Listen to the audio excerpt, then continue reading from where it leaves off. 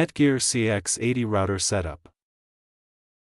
Hello guys, if you have just bought your NETGEAR CAX80 router, and don't know how to set up, then this video is just for you.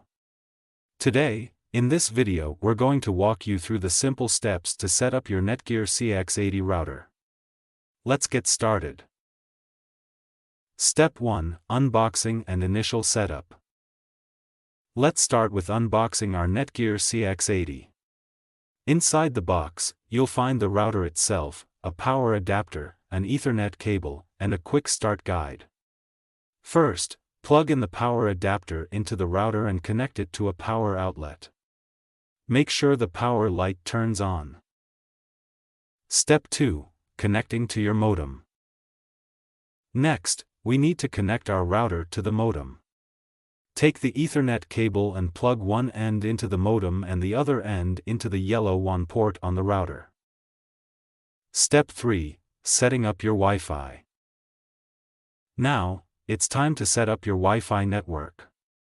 Grab your smartphone or computer and connect to the default Wi-Fi network. The network name, SSID, and password can be found on a sticker on your router. Step 4. Configuring the router.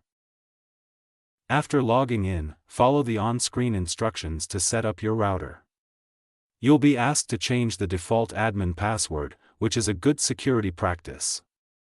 Then, you'll set up your Wi-Fi network name, SSID, and password. Choose something unique and easy for you to remember. Setup 5. Finalizing the setup. Once you've set everything up, click Apply and wait for the settings to save. Your router will reboot, and you'll need to reconnect your devices to the new Wi-Fi network using the name and password you just set up. And that's it. You've successfully set up your NETGEAR CAX80 router. If you found this video helpful, don't forget to give it a thumbs up and subscribe to our channel for more tech tutorials.